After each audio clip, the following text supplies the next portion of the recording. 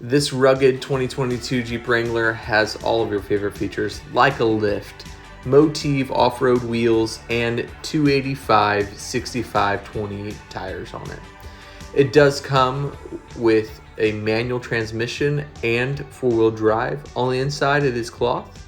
And although it isn't unlimited, it still comes with tons of great features. Being that it's a 2022, it only has 69 miles on it. You read that correctly. On the steering wheel, it does have phone hookup there, so you can control your phone and the radio, as well as AM, FM radio, and media controls, so you can do whatever you need to with your phone, and a backup camera, which is a great feature. It is a manual, like I said earlier, and four-wheel drive, so whenever you go taking it off-roading, it's going to be super fun to go wherever you want to go. In the back, there is plenty of space for kids, dogs, whatever you want to haul back there, with some speakers there by your heads. It is a soft top that does retract very easily.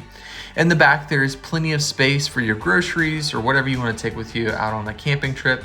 If you need a little extra space and you're not hauling a passenger, the seats do fold down and there's an extra little cubby there. Come check it out, Hillsborough, Missouri.